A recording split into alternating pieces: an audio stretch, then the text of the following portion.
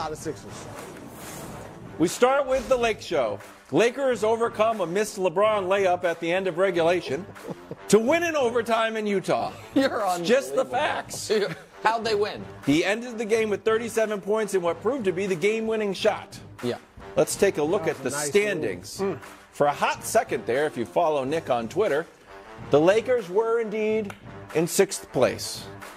This was the second prediction. No, that's not true. Was. We have the video. Just get to the show and we'll. This was the prediction. Last Wednesday it went awry. This Wednesday it was supposed to be right, but it wasn't. Okay, well, you know what, Hub? See if you can reorder it. I'll answer the Lakers question in a moment. But because Brew is starting the show by questioning my prediction integrity, let me show you two things. First of all, the standings as of midnight. Hubs, do we have them? We did. At midnight, the Lakers were the 6th seed. Midnight. However, that means nothing. You are correct, but if you must hear what I actually promised America 1 week ago, Hubs, if we have the video, tell me, we can play it for you.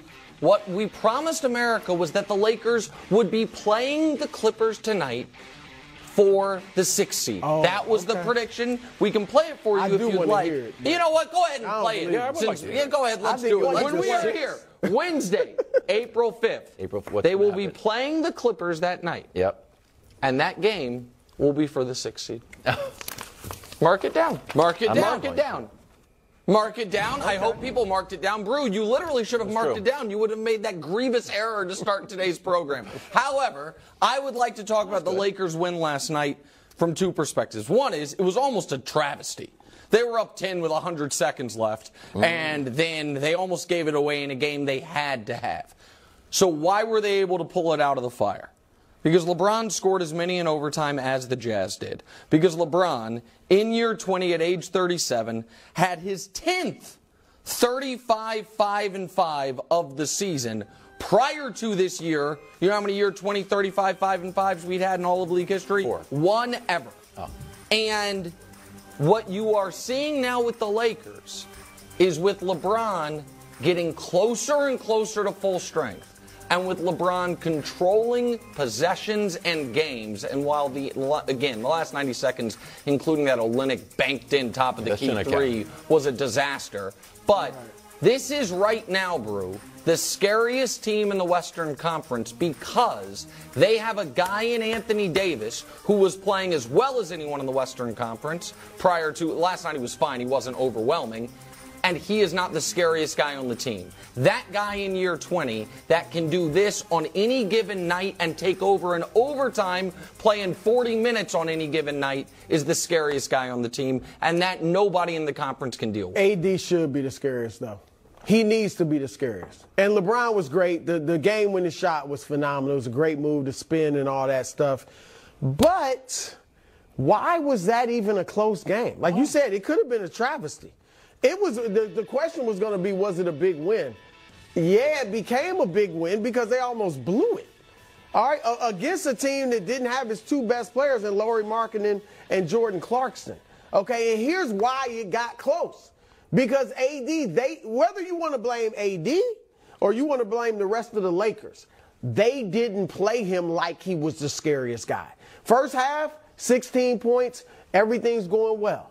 Third quarter, AD gets 2 shots, and they get outscored by 7. LeBron had 5 shots. Schroeder had 5 shots. Dennis Schroeder and Austin Reeves had 5 shots. They shot Austin 5 Reeves for 15 combined.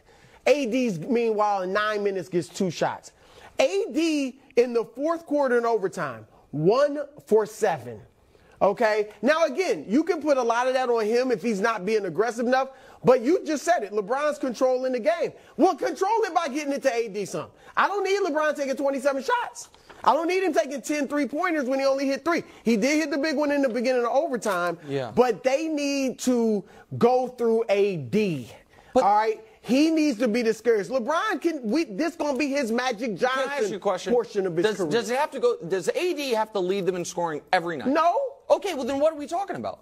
I'm talking about the game. They had control of the game until they went away from AD. They were outscored big time in the second half because they didn't get the ball to Anthony Davis. But they had a 10-point lead with 90 seconds left, despite not going through AD for all of this. Everything for the Lakers yesterday went according to plan, except for a minute and a half.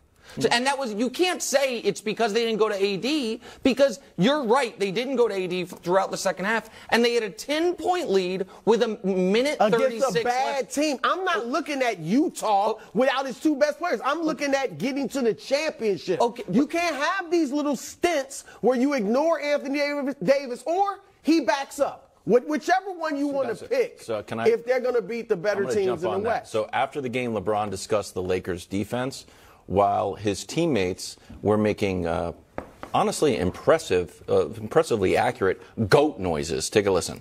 If you can make shots offensively, you got to be able to get stops down the stretch, especially when you're playing against teams that's been scoring. So we had to get stops, and we did that.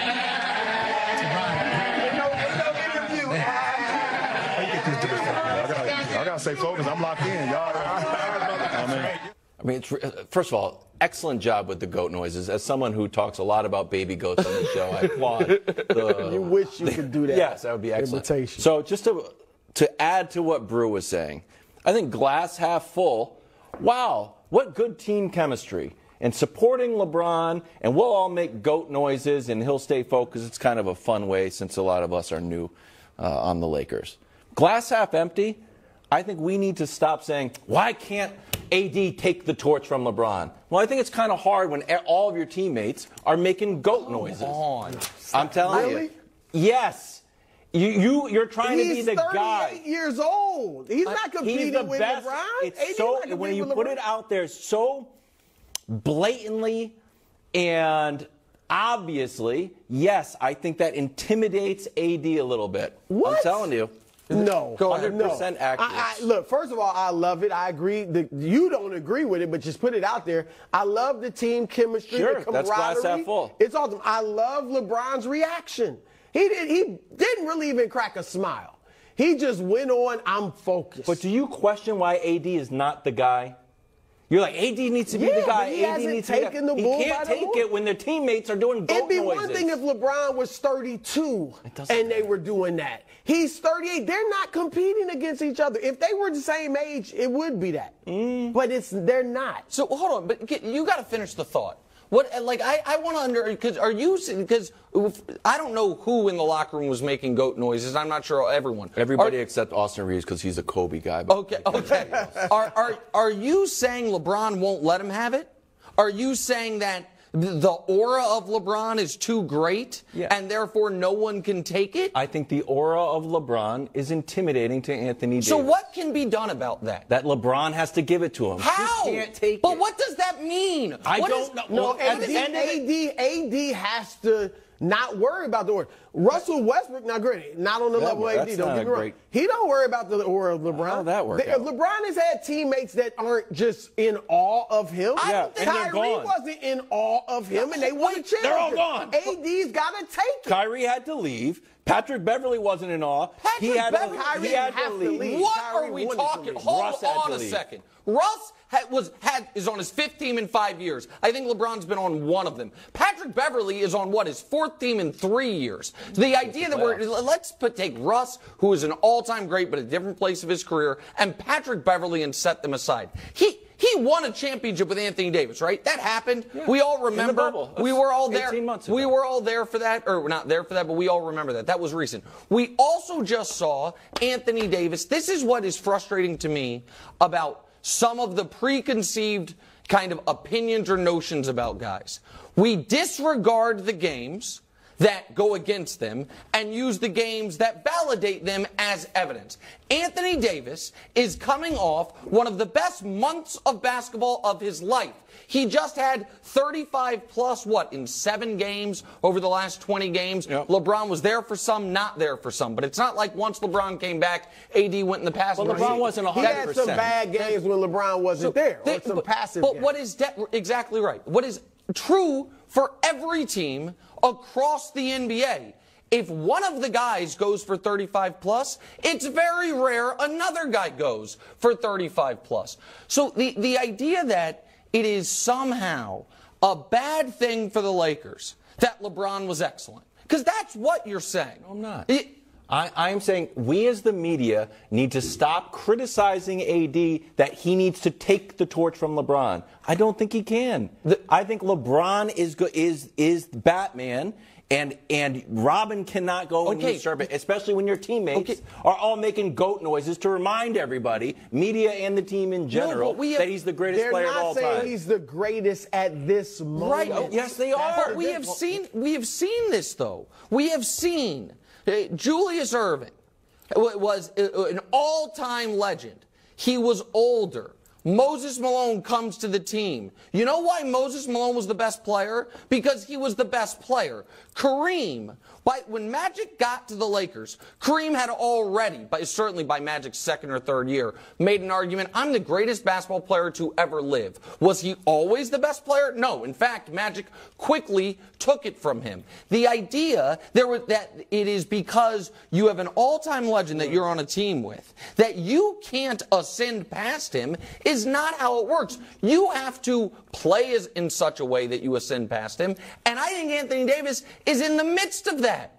I think Anthony Davis is in the midst of trying to ascend past LeBron. He is playing like it. And to say last night, I agree he was overly passive on the offensive end in a game. Brew, your point about they're playing a team without its top two guys, I think that infects everybody sometimes. Everybody takes their foot off the gas a bit, especially in a game you're leading throughout until, again, the final minute and a half. Maybe everybody's like, okay, we potentially have a big one tomorrow that now I don't even know if they're going to play in. I know we'll talk about it. I think we're being unfair when AD, since March 1st, is averaging damn near 30 points and has been the anchor of the league's best defense, to say what's wrong with him. Right now, nothing's wrong with him. Well, the defense wasn't phenomenal last night.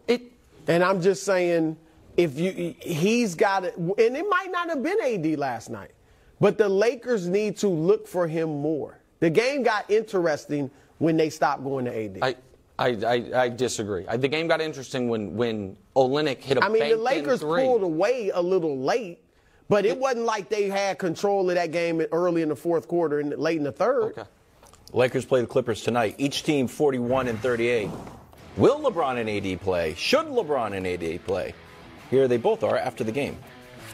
Well, the extra 5 minutes definitely didn't help. But we needed to get a win. So we'll see if we can continue that going forward. It's always that when you step out of bed for the first time in the morning, how does it feel? Because that's going to dictate the rest of the day. So we'll see what happens in the morning. Obviously, I haven't played in back-to-back in a long time. Didn't play like 42 minutes or something like that. So probably the most I played since I've been back. So, we all get on a phone call or something tomorrow and go from there. I would have thrown out one goat noise for AD just to help with his confidence. I'm just telling you, it would help him. They shouldn't play, neither one. The Lakers had 2 goals I guess 3 goals. Make sure you're in the tournament. That one's checked off. Be healthy when the tournament starts. You are this close to getting there. And show that see if this team, when it's all clicking, can be excellent. That one's checked off. At the break, when we came back, and they were sitting at 27-32, I said they need to go 14-9 to guarantee themselves in the play-in, 16-7 to probably get the 6th seed. Well, they're now 14-6, and what happened yesterday, they guaranteed at least being in the play-in. They are likely, even if LeBron and Anthony Davis play, they're underdogs for a reason in this game. The Clippers haven't played since April 1st. It's April 5th. It is a critical game for them, and the Lakers are coming off an overtime game where their 2 stars both played some of the highest minutes of the season. There's no reason to push it. Had they lost yesterday, they're in a tougher spot. But they can lose this game and still be the 6th seed. They're probably, because they don't have the tiebreaker with the Clippers, the team they're competing with really is Golden State. I would sit, and then I would try to go full bore against Phoenix, and then see what the standings are in Game 82 against Utah. Well, look, obviously health is the most important thing. Wherever you finish, if you're the Lakers, the key is having LeBron and AD healthy. What I'm saying is they looked healthy last night.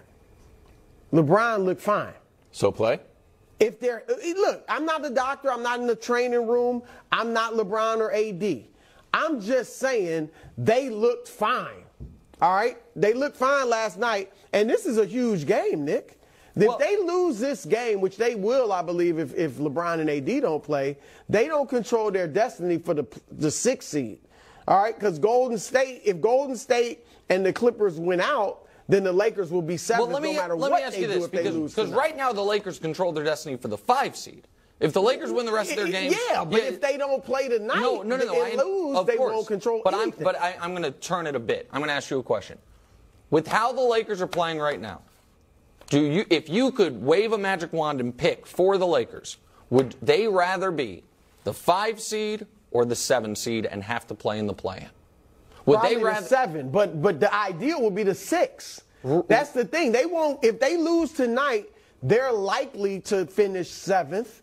And I would pick them to survive, certainly, the play-in.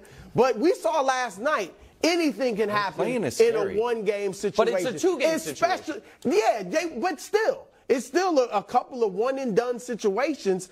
And with the three-point shot, that's even more so. Because what if the Lakers happen to be cold? What if whoever they play happens to be hot? We see that all the time in the NBA. And you don't get that week-long rest before the playoffs begin that AD and LeBron would need. Can I give you one more? So they need. I would play if they're healthy. I get it. Health is number one, but I think they're fine. Can I give you one more prediction you guys can play on tape if I get wrong? Yeah, let's go. I think they rest tonight and they lose.